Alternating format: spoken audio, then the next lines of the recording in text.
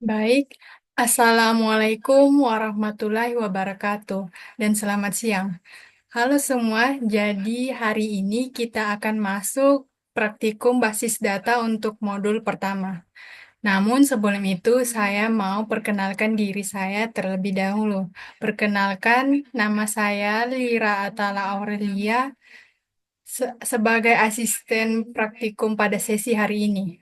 Nah, pada kesempatan kali ini kita akan membahas salah satu materi penting dalam pengelolaan basis data, yaitu data definition language atau disebut dengan DDL dan data manipulation language atau disebut dengan DML. Nah, langsung pada tujuan.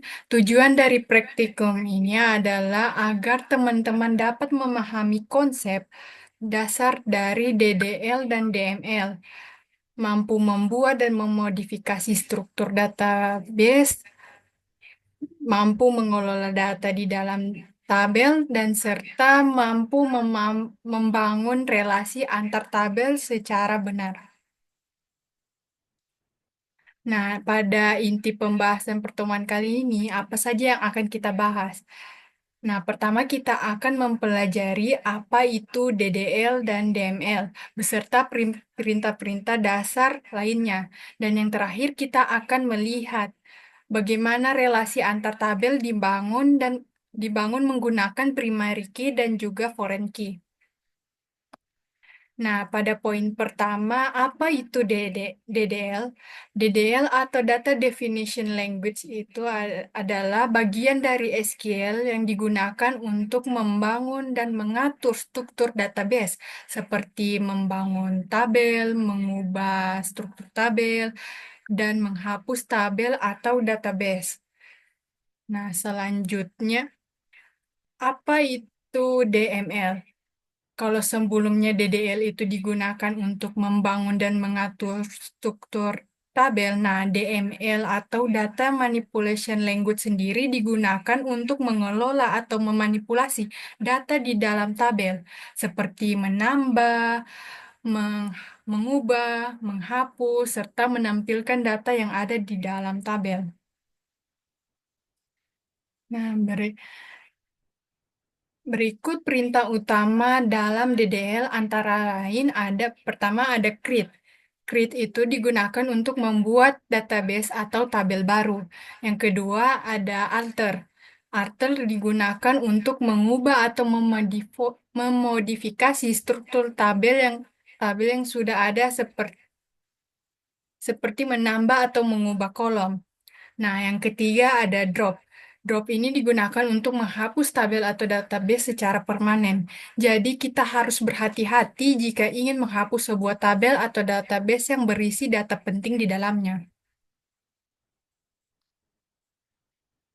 Nah, jadi langsung saja kita mendemonstrasikan untuk perintah dasar DDL. Nah, pertama-tama kita akan membuat database terlebih dahulu.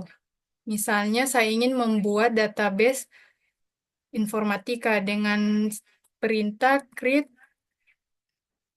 database informatika.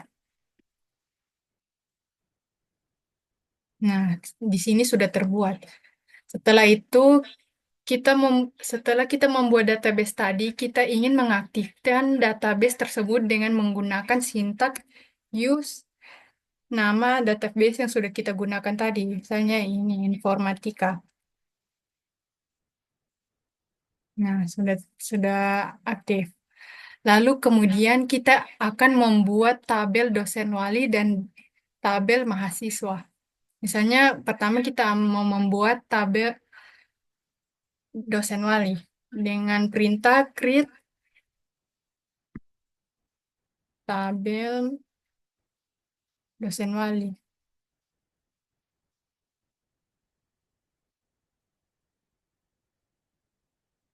Terus isinya ada NIP dari dosen wali, misalnya sini varchar,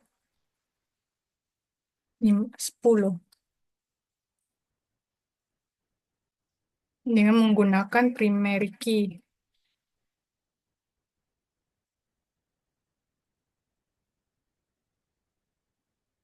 Terus ada nama, misalnya varcharnya ada 50.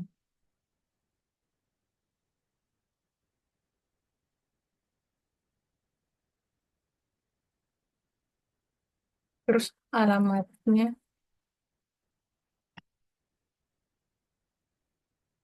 varcharnya ada 50 juga. Terus jangan lupa dengan tutup kurungnya dan semikolon.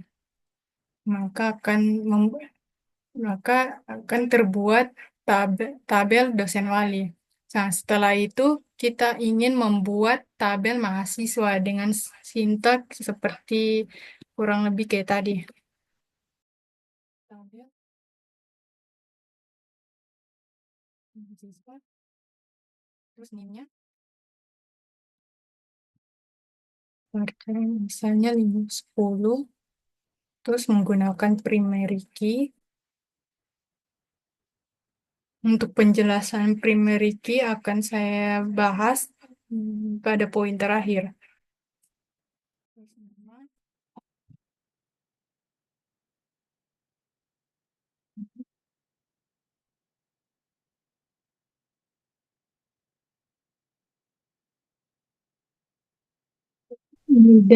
Dari dosen walinya.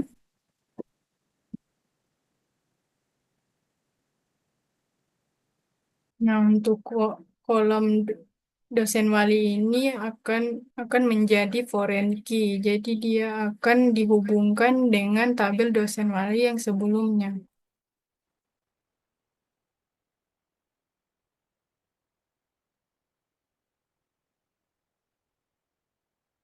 Jangan lupa tutup kurung dan semikolon. Nah, sudah terbuat. Lalu setelah itu, misalnya kita ingin memodifikasi tabel dosen wali dengan perintah alter. Misalnya, kita mau mengubah eh kita mau mengubah tabel dosen wali dengan menambahkan kolom jabatan dengan sintaks alter tabel dosen wali, terus add jabatan, misalnya varcharnya 50, akan langsung tampilkan. Misalnya kita ingin melihat struktur dari tabel yang sudah kita buat tadi dengan perintah desk dosen wali. Nah, di sini sudah di sini sudah apa? Sudah ditambahkan kolom jabatan yang sudah dengan menggunakan perintah alter tadi. Terus misalnya kita ingin memodifikasi alamat varchar tadi kan di sini varcharnya alamatnya cuma 50. Nah, kita mau mengubahnya jadi 100 dengan perintah modify.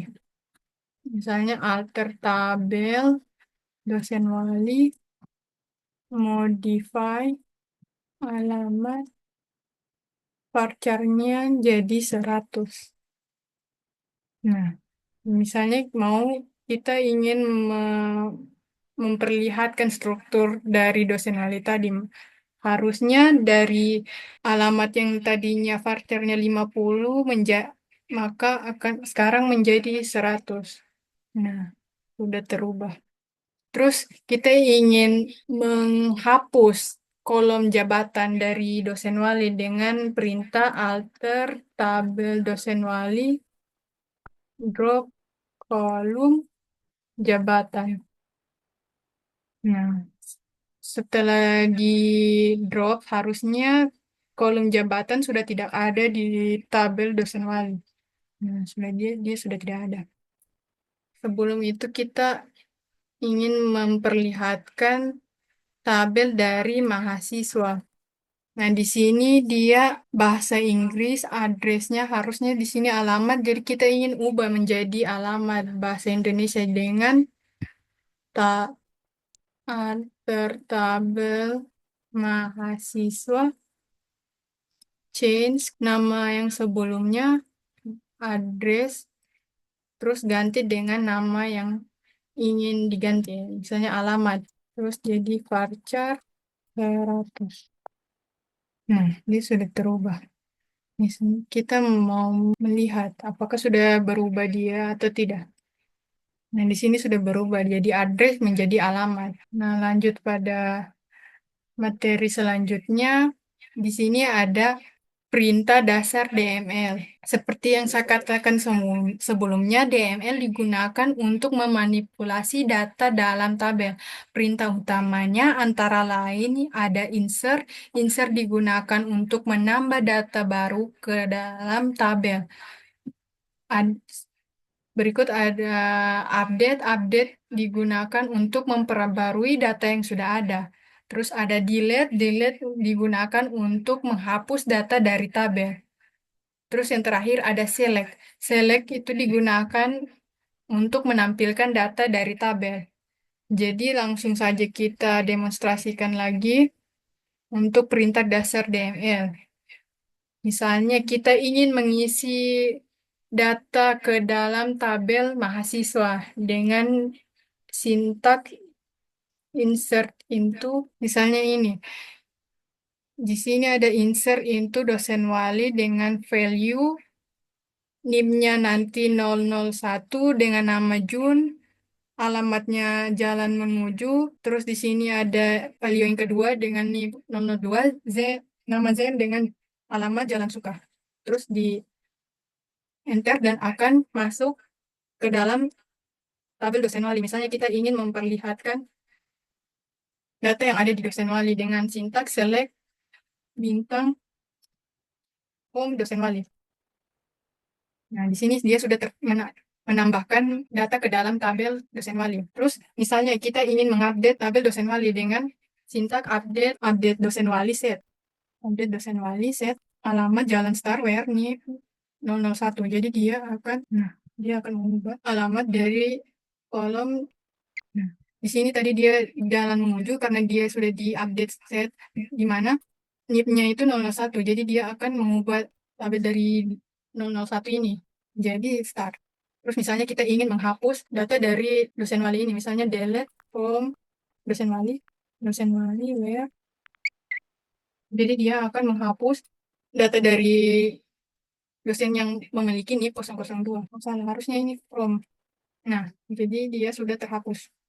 Nah, jadi di sini sisa ada satu data di dalam tabel dosen wali. Terus lanjut di sini pada poin terakhir. Nah, di sini pada poin terakhir ada relasi antar tabel primary key dan foreign key. Nah, primary key adalah kunci utama dari dalam sebuah tabel yang digunakan untuk mengidentifikasi setiap baris data secara unik. Nah, ciri-ciri primary key itu antara lain ada tidak boleh kosong atau null, tidak boleh duplikat, dan biasanya digunakan dalam kolom seperti ID, NIP, NIM, dan lain-lain. Nah, pada contoh sebelumnya, di sini pada kolom NIM adalah primary key yang artinya setiap mahasiswa harus punya NIM yang berbeda dan tidak boleh kosong. Nah, untuk foreign key sendiri, foreign key adalah kunci tamu yang digunakan untuk menghubungkan dua tabel. Kolom ini merujuk pada primary key di tabel lain. Nah, fungsi utamanya itu adalah untuk menjaga integritas data antar tabel. Misalnya, mahasiswa harus memiliki dosen wali yang valid. Nah, yang kedua itu membuat relasi antar data agar lebih terstruktur dan konsisten. Jadi, untuk contoh yang di sini, misalnya, pada kolom NIP dosen wali adalah foreign key. Nah, ia akan mengambil nilai dari kolom NIP di tabel dosen wali. Artinya mahasiswa hanya memiliki dosen wali yang terdaftar di tabel dosen wali. Nah, bayangkan seperti ini. Tabel dosen wali berisi daftar dosen dan tabel mahasiswa berisi data mahasiswa termasuk siapa dosen walinya. Nah, dengan foreign key kita pastikan bahwa mahasiswa tidak bisa ditugaskan ke dosen yang tidak ada di database. Nah, jadi setelah saya jelaskan tadi, saya ingin bertanya nih kepada kalian semua, apa perbedaan utama antara DDL dan DML? Ada yang ingin menjawab? Mungkin Kak, kalau maaf Kak izin menjawab. Silahkan. Mungkin kalau dia dari aspek apa ya fungsi utamanya. Kan kalau DDL itu kayak mendefinisikan atau dia mengubah struktur database. Nah, sedangkan kalau di AML kan dia manipulation, dia bisa manipulasi atau dia kelola data-data dalam database itu, Kak. Yang saya Hmm. tangkap sih seperti itu. Nah, bagus, Octavia, jawabannya sudah tepat. Nah, DDL memang digunakan untuk mengatur struktur database, sedangkan DML fokus untuk mengelola isi data di dalamnya.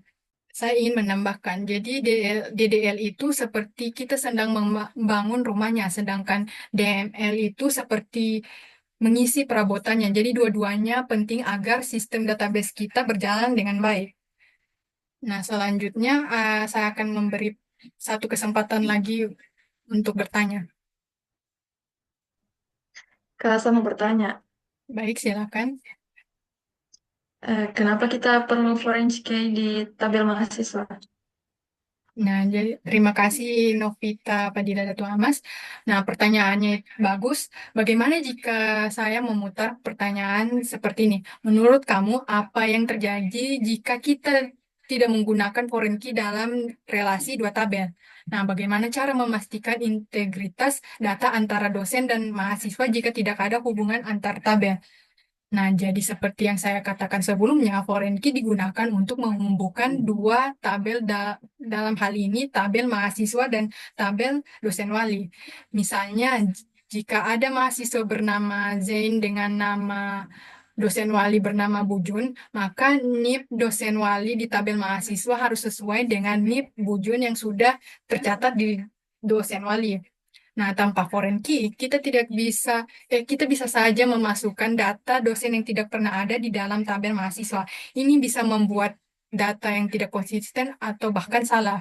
Nah, dengan adanya foreign key, kita menjaga integritas data, menghubungkan antar data menjadi valid dan terkontrol. Jadi, foreign key ini wajib agar sistem database dapat menjaga hubungan antar tabel tetap akurat dan terjaga. Nah, baik teman-teman praktikan, pada praktikum hari ini kita telah mempelajari dasar penggunaan DDL untuk membangun struktur database serta DML untuk mengelola data di dalamnya. Nah, kita juga memahami pentingnya relasi antar tabel melalui primary key dan foreign key. Dengan memahami konsep ini, diharapkan teman-teman bisa membangun dan mengelola database dengan lebih terstruktur dan efisien. Nah, tetap semangat belajar dan jangan takut untuk bereksperimen dengan sintaks SQL. Semakin sering kita praktik, maka semakin paham kalian terhadap konsep yang dipelajari.